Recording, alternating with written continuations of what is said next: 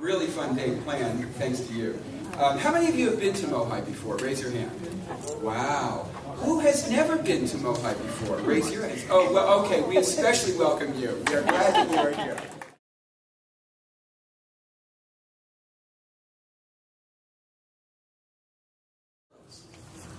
And there's something about this place that we all inhabit. And our own stories, both of our families, our antecedents, the legacy that our families bring, and the place itself that is really delicious and very special. And I am so thrilled that MOHAI has decided to develop the new museum, building out of stories and out of experiences like we will have today. And hello, my name is Dennis Calderola, and I am the director of Festa Italiana, the Italian festival at Seattle Center. And I wanted to participate today to let the world know about the Italian-American community in Seattle, which blossomed after the war in an area of Rainier Valley affectionately called Garlic Gulch.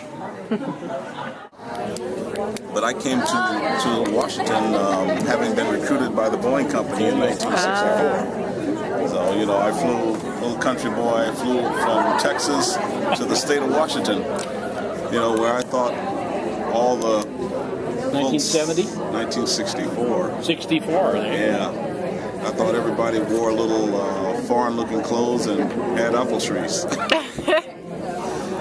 I'm really proud of my parents' story and my story, and I figured if nothing else, I could share the stories of a lot of the people that I knew who might not be in the room. Yeah, cool.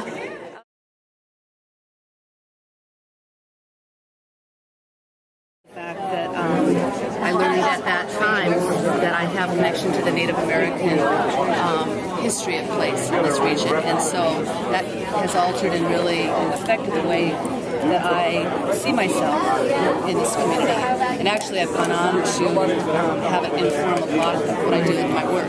Garfield High School, and so at the time it was one of the only interracial, multicultural high schools in the city. It was before busing, and so all the minorities were in 2 high schools, and the other 4 were entirely Caucasian. We had marvelous basketball teams, football teams, taking state championships frequently. It was a wonderful jazz band too. The cultural side was very rich.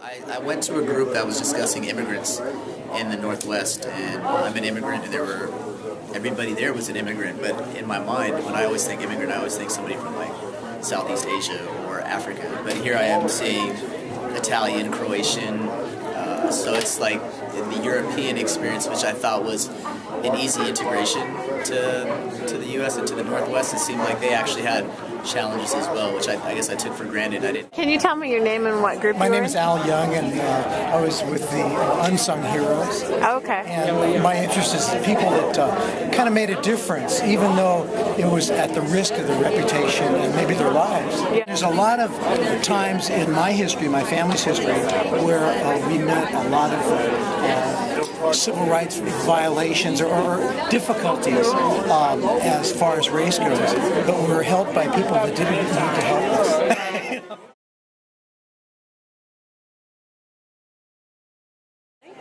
Amazing how you come to a room with strangers and everyone has all these very different stories, and yet they're stories that you can completely identify with. Because we're all in this area, and the reasons why we chose to live here or chose to come back here or have chose to never leave. So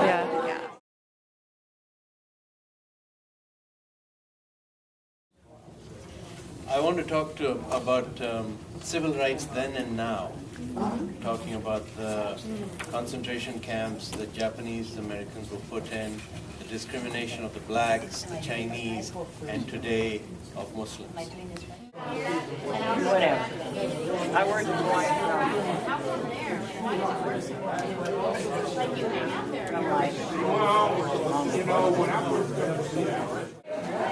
Two of the folks I talked to today at two different groups were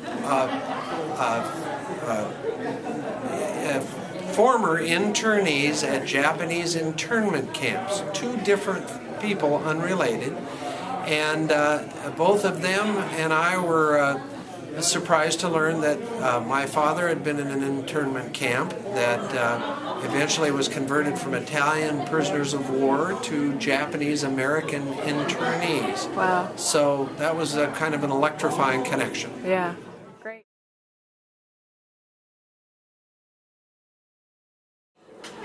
As someone brought out that this is a frontier in the sense that, and a place where people are moving and keep moving. People come from somewhere else and come here. Yeah. Well, my name's Dolores Rossman. I've always been really fascinated with world cultures. So if anybody who has come from another country to Seattle, I'd be delighted to hear your story.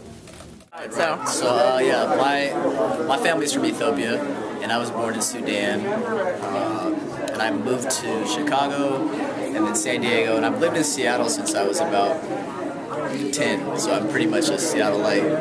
But yeah, it's just interesting because I took for granted the wealth of diversity in Seattle. I've always said to myself that it's not a diverse place because of the disproportion of. It never seemed like there were a lot of black people or racially diverse. But, right. you know, if you take in other areas of concern, travel, if you take in different cultural, economic, social backgrounds, and Seattle's a very diverse place. What else we don't have, and I didn't know where to put it, but I worked for the doctor. We initiated Medic One, and I don't know where I was trying to find. Had a great time, and then I came here, and there was the same word: yes, give it a shot, go for it. And that's where we've come. This is a very open city compared to other cities. 2 kids later. 39 years at Boeing, retired now, into the art world, having a ball. All right. It's a very typical story, isn't it? Yeah. I think that's cool.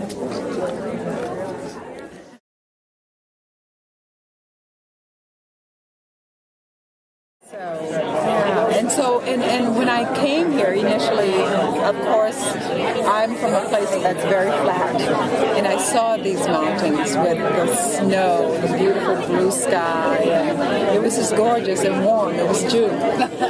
And then I was hooked.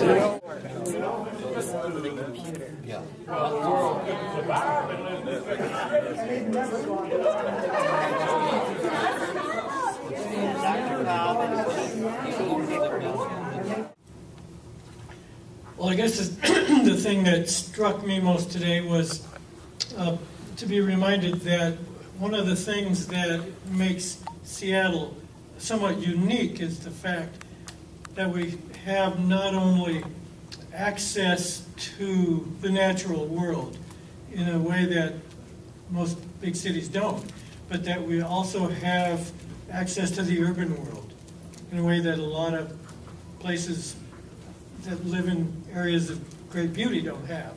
So we really